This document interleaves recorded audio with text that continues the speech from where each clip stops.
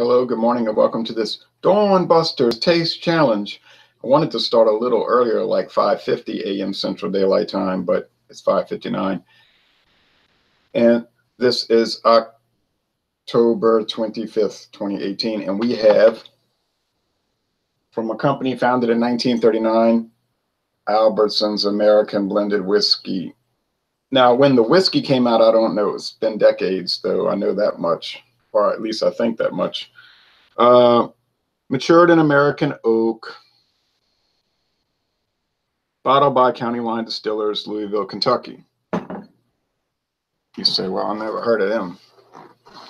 It's 80 proof, no age statement, so aged at least 4 years. Well, it says the Albertsons and Albertsons logo trademarks are owned by SuperValue. And so that's who it's made for. And it says, we love to hear from our customers. It gives you a 1-800 number, info@bartonbrands.com. So apparently this was one of the items that was contract distilled by Barton for Albertsons. And then when Sazerac bought all the entire Barton company in 2009, then it switched to Sazerac. Okay. Whoa. King Square is the competitor since 2010. 8 years old, aged about 4 years or more. At least 4 years because there's no age statement.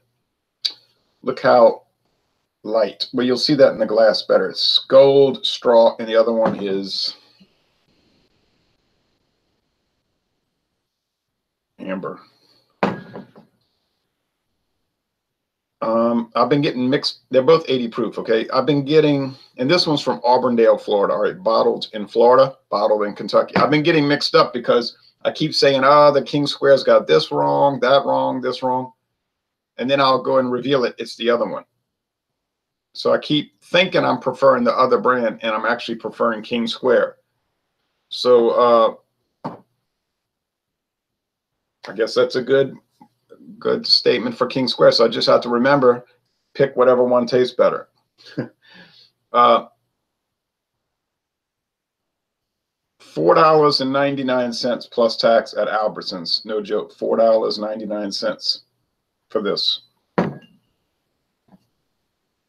And I believe it was $5.99 at Specs. Might have been $6.99, but I don't think I would have paid $6.99. I don't know. I think it was $5.99 at Specs in Texas. So I bought this one in Texas. Ooh, I could already smell that corn whiskey. Whoa.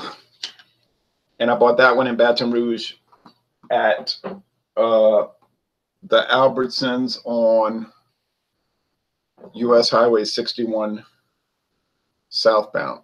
Like if you're heading from Baton Rouge to New Orleans, you will see, if you're on 61, you'll see this at the corner of Louisiana Highway 42, Highland Road. So Airline Highway, the southeast corner of Airline Highway and Highland Road, or to use the legal state Department of Transportation and Development legal terminology, Louisiana Highway 42 at US Highway 61 and Interstate 45 northbound, right across from the Woodlands. Okay, people say, I don't need a directional. I understand. Okay. So amber, straw. This is almost like clear, but you can pick up color on it. As I don't know if we're going to get any sunlight because it's rainy. It is so rainy. There is so much rain coming in from the Gulf of Mexico. I had to shut the window because water was coming in, getting on the window. Paint windowsill, so I don't need that. Don't need water damage, but I like fresh air from outside. But anyway, all right. Okay. Well, I've got to mix them up because, it'd just be too obvious by appearance. I mean, there's no argument there. I mean, one is going to be straw and one's going to be amber. Valentin George says, good day, Ron. Good day to you. Good morning. Now, I didn't get up this morning until 3:30. I was laying there. I said, no, I won't be able to go to sleep as early tonight, so I'm going to lay there. And I felt tired yesterday because somebody woke me up the night before with a text message about Scotch whiskey he tried, which is interesting, but not when I'm woken up from a deep sleep. I told him that's not cool. I have to go to work. I have to be at work at 6. Can I have that? Now, if you wake me up at night while I'm sleeping and somebody died, that's different. Of course, they're dead already. I can't do anything for them. So you could let me know in the morning, but you understand. Now, but if some emergency that I could be of some assistance with, different story. But to tell me about Scotch whiskey, no, we can't have that. Or to tell me that you didn't get the best soccer games to officiate, or whatever. There's a lot of things I like to tell people. But I avoid calling at 6 p.m., dinner time, things like that. My mother taught me that. You don't call people at 6. It's dinner time. We're trying to eat. Call them between 7 and 9. Don't call after 9 because I got to go to work. Well, I don't call after 8 because some people, like I said, have to be at work at the very dark hours. 3:30 that hour seems impossible for me. I'm an 8:30 kind of guy. Where are you at? Where are you right now? Because it's only 6:05. Okay. This smells like sweet corn liquid. I tell you the truth. I don't know what else to say. It smells like corn syrup. Well, it's got a booze burn in it because it's 80 proof. It's 40% alcohol. But that's really what it smells like. And you say, well, what is it made from? Well, mostly corn. The Albertsons is 80% grain neutral spirit, which is corn that they pulverize into grits or pull into yellow corn, I noticed. They distill it to the hilt, make a clear liquid corn distillate, cut it with water, and blend it with 20% straight bourbon whiskey, which in this case, we're talking Louisville, Kentucky, the bottling plant at least. I don't think there's a distillery there. That's close to Frankfurt, so, it's probably coming from Frankfurt, Kentucky.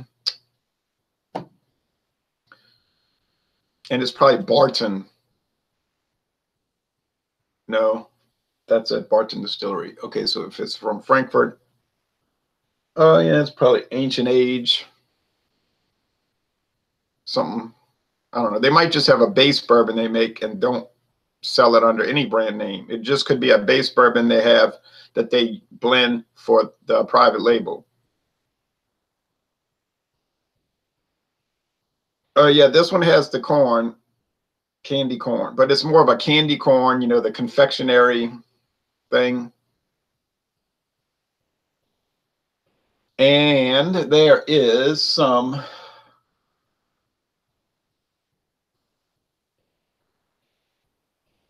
just more of a rye spice.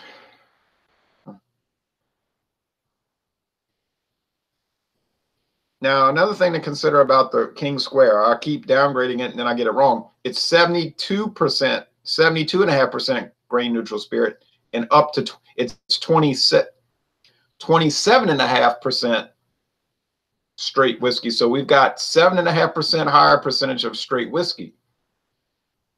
Now, what are they using at Auburndale, Florida? I really don't know. I just don't know. I don't know where they're getting their bourbon from. They make a bourbon, or they bottle a bourbon at least. It's called Kentucky Prize. I don't remember it. It's on their website. Straight bourbon whiskey. Now, Sazerac Barton told me personally to my face, last year on a tour, that their grain neutral spirits come from Midwest Grain Products, MGP, the old Seagram's distillery across the river in Lawrenceburg, Indiana. They told me that. And they were showing me their old column still that they used to use when they made vodka and all of this. They were saying, yeah, but we don't use it anymore. Well, it was probably cheaper just to buy it from, they said it was real old. It was kind of like, it looked very old. You know what I mean? It was like low tech, like it wasn't efficient or something. Maybe it broke a lot or something. I don't know. It was just big, but it was old. And they said they just got it from MGP. They still do their own bourbon. I was watching them make that, but and they blend over there and they age over there. So like they get the brain neutral spirits from MGP, and then they all make the gin. Like Crystal Palace, she said, was very popular. Big brand they made there.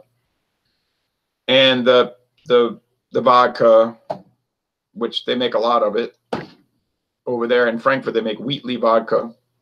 But all that base, the base is coming from MGP. Okay, all right, okay. So you get corn, but over here you're getting corn syrup like Cairo. And over here you're getting the solid version, the candy corn. And I don't really know what they make candy corn from. I've never looked at the ingredients list. I'm sure it's all kind of yellow number 5 coloring or whatever. I don't eat it. I don't like it. I don't even like candy.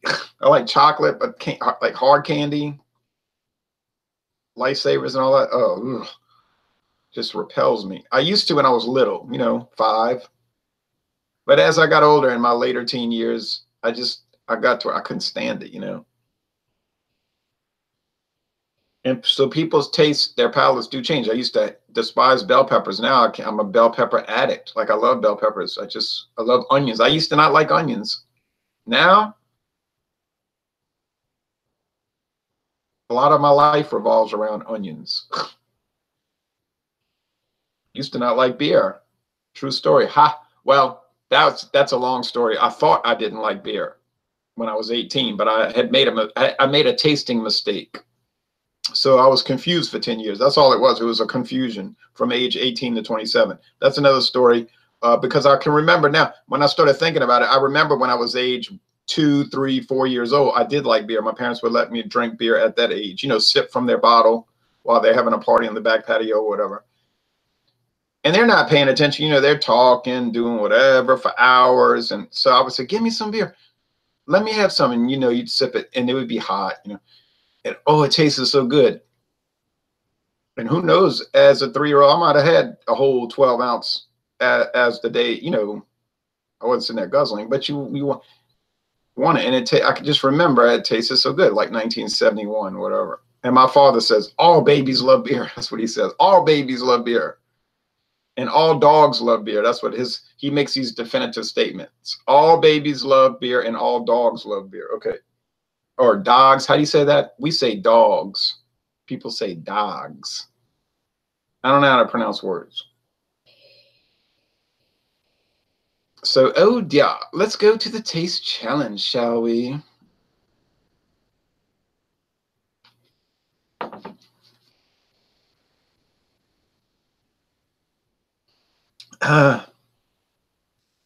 Oh. I taste melon and rye. That's making me think I'm drinking the Albertsons. Okay.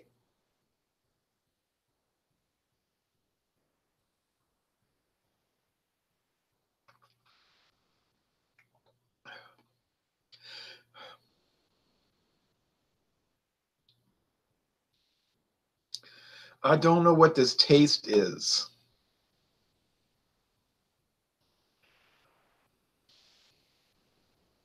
It's like, I swear, it's like filler and bourbon. You say, no, you're cuckoo. I don't know. I don't know why somebody would buy this and just drink it straight. No one would, of course. No one would. Who does that? They mix it. I know. Okay. I realize they might mix it with Hawaiian punch. I mean, I'm serious. I'm not joking. Or Delaware punch.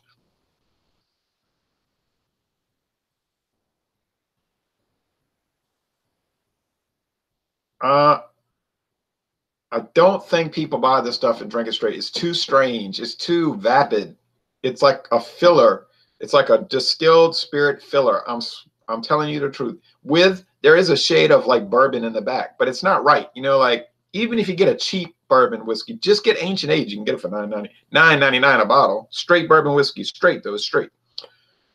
And drink it. I mean, it's so different from this. It's like wood and char and the rich corn and all this. Even ancient age, a 3-year-old, and that's above the minimum, right? Because bourbon, straight bourbon, has to be aged a minimum of 2 years, so you can get a 3-year. So these concoctions here are just so bizarre. And to think, golly, and to think that 50 years ago, blended whiskey was like really popular in America. But it must have been better, right? Was it better? It was a higher percentage of straight whiskey, though. It was like 35% straight whiskey back then, and it was like 86 proof. Oh, but man, you look at all those old magazine ads. I've got old magazines from the 1940s right there in that drawer. And they're all these, I bet you almost every whiskey ad is blended. And they're talking about Carstairs and Philadelphia. And they have the little glass mixer, you know, and when we get together after the golf game. But they're all, if you look at all the photos, it's all mixed drinks. That's all they're doing. They're mixing it. Ice,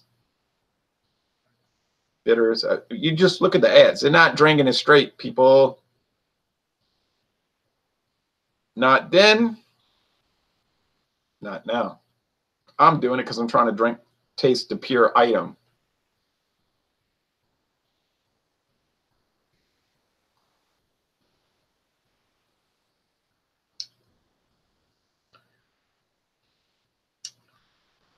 I don't know. I think the one here on in my left hand could be reversed for you, but it tastes like there's a rye spice and a sourdough bagel to some extent.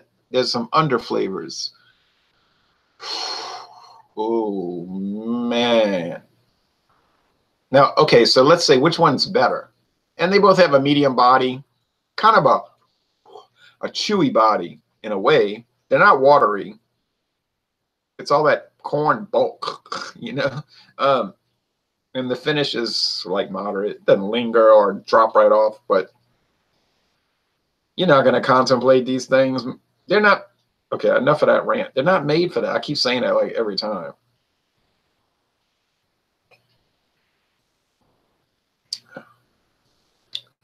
Which one's better? Okay, that one's all right. I think the 7 Crown, Seagram 7 Crown coming up in 2 days, that one really could be sipped on its own or just added some ice. Like, it has merit. Like, it's not just a base booze bomb. You know what I mean? It's not the alcohol shot thing for the drinks, for the mixed drinks. So, you know, go to the football game. They got all these blended whiskeys for at the bar. You order something, they're going to, I want a double, whatever. All they're going to give you is junk like this. Except you're going to pay $8 for that mixed drink. What a deal. You could buy this whole bottle for $6. You say, but that's what you pay when you go to a game. I know that. I know that's what you pay. I'm just thinking, well, all right. You say, well, beer is $6. I paid $6 for Coors Light. Yeah, what a deal. See, I could just drink water.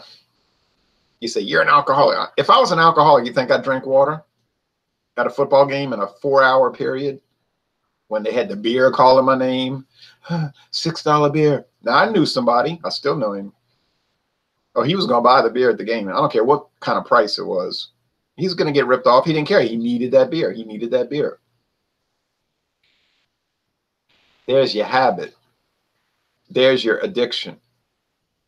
If you're drinking water for 4 or 5 hours because you're too cheap to buy the beer, and I don't say too cheap. I don't agree with that. I don't think you're cheap because you don't want to get ripped off. I don't think a person's cheap because they don't want to pay $6 for Coors Light. They're probably just smart. Okay. No, that's the way I see it. But an alcoholic can't wait. All right, so there's that rye thing going on, huh? It's got me a little perplexed, perplexed. Can I talk? Okay, let's be. Oh, it's rain.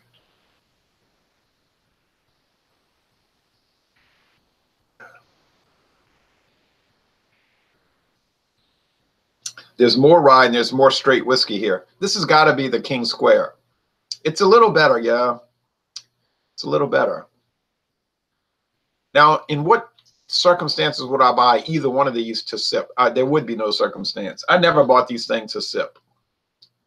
None of these blended. I just bought them to do taste challenges and videos just to see, you know, curiosity, really. Brandon Burrell. Hey, Brandon Burrell. Oh, I miss Brandon. He used to do a lot of beer hangouts with us.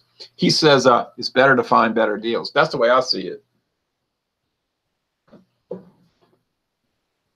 I just feel like I'm throwing money away to pay $6 for Bud Light. And I'm not ripping on Bud Light. I drank it. It's okay. I just don't like. It's like if I go to a game and I pay money, it's like it's entertainment. I'm getting the value. The value payoff is there. And I don't pay a lot for game tickets, to tell you the truth. I'm good at getting deals, but it seems like the food is a better deal at games a lot of times. Like at the Tulane football game, they have Superior Grill. You can get this huge, pretty intricate nachos with real melted cheese, not cheese sauce, but real cheese and all these peppers and even meat or whatever. And it's $7. And you'd never be able to make something like that at your house, I don't think. You might, but it would take a lot of work and effort, and then it'd probably end up costing you that much or something. It would be a big hassle, and you'd have to do the cleanup and everything. And I don't discourage doing that. So you pay $7 for this super nachos, and it's going to fill you up. I mean, it's a lot of stuff, you know. And they got really good chips. Superior Grill has like really high grade nacho chips. I don't even know if you can get those at the store. It's probably like restaurant grade that you can only get through a supplier or something. So you feel like you're not getting, you know, hosed so much. But the liquor is where they get you. Well, it's where the restaurants make money. They charge $2.95 for a glass of fountain drink Dr. Pepper. $2.95. What did it cost them to pour that? 2 cents? 20 cents? It's totally bad.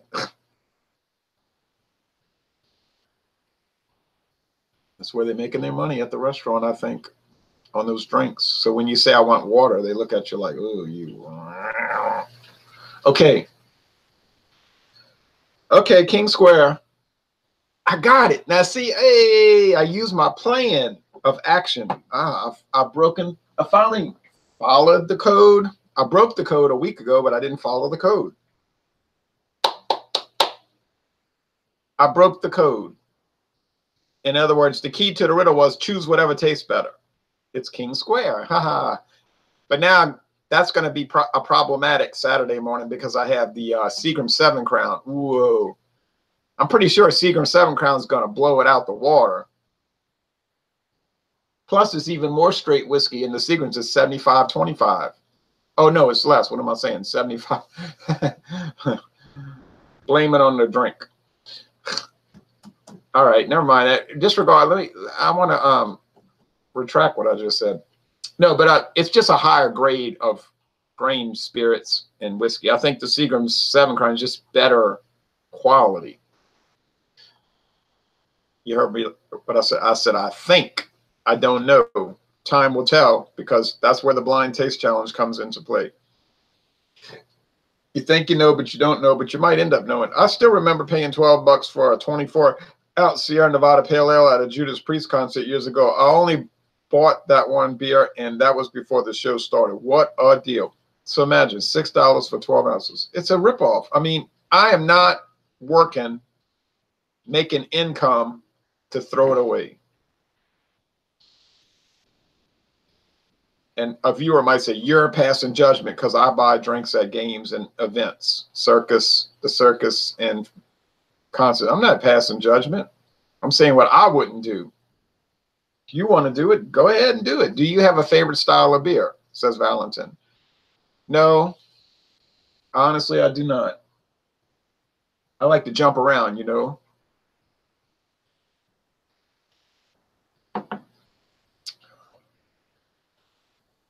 All right. Yeah, the Albertsons is just too much like rubbing alcohol. You know, it's like ethyl alcohol. It's just like, but that makes sense because it was $4.99 a bottle. You know, so But you know, interestingly, and I think I need to bring this up. If you buy the Albertsons brandy, which I never see anymore, they were kind of replace it with D.W. Anders, that flavored stuff, kind of odd, not bad. But the Albertsons brandy, it was just Albertsons brandy, boom, $4.99 in that purple bottle, I believe. Hey, you know what? That tastes pretty good. It's something funny about brandy. If you get one and it's cheap,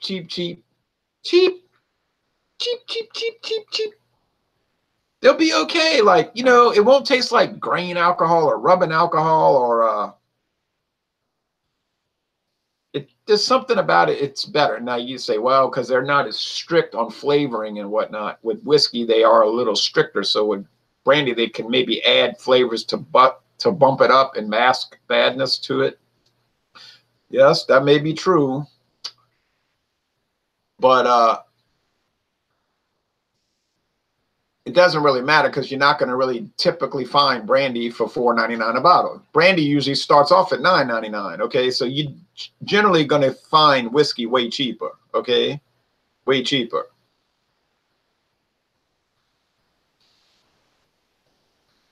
Because corn, you know, is so cheap. And so I think that's why you get this cut rate whiskey. And then the gin, yeah, the same thing because it got that grain base. Valentin, have you tried No More Coke? I have never tried that. I have tried many Evil Twin beers. The bourbon definition is very strict, says Brandon. Yes, it is very strict. There's no leeway.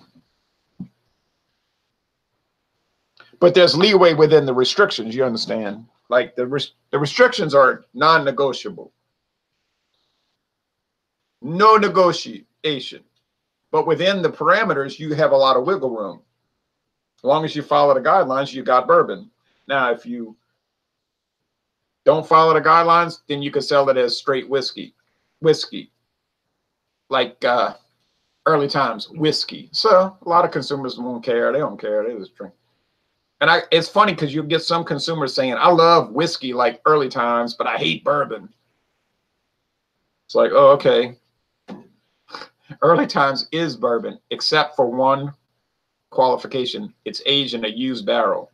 But in every other way, it's bourbon. So it tastes just like bourbon because that's what it is, really. So it's comical that people will say that. But, you know, they don't know.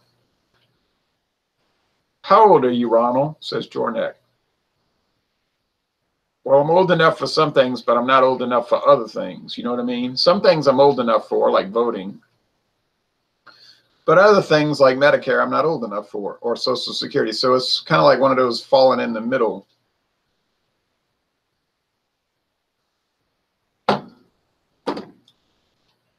Get ready, people.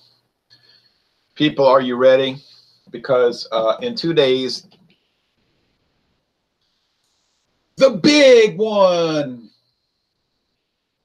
the big TC, the BTC, the BTC is coming. You say the BTC? Yeah, the Big Taste Challenge. I'm talking about the Big Taste Challenge. I'm asking it to change its ways because we've got King Square, first cent that Seagram 7 Crown. Oh. The all-time champion blended whiskey, Seagram 7 Crown. It wears the crown because it is a champ. You say, well, King Square wears a crown. I know King Square wears a crown, but King Square is a pretender to the throne. Could we have a coup d'etat? I seriously doubt that. You should open Ron's bar and serve high-quality drinks to friends. I would never make it, Valentin. I'm too leisure-oriented. I can't run a business. You heard what I said? I'm too leisure-oriented. It's just the way I am, people. All right, thanks for watching this video production. Oh, man, I already posted a video for Pennsylvania Tuxedo. That was really good. I scored that in A. Then I did the dang Samuel Adams Spruce Lager, another spruce beer. Watch that review. You're gonna see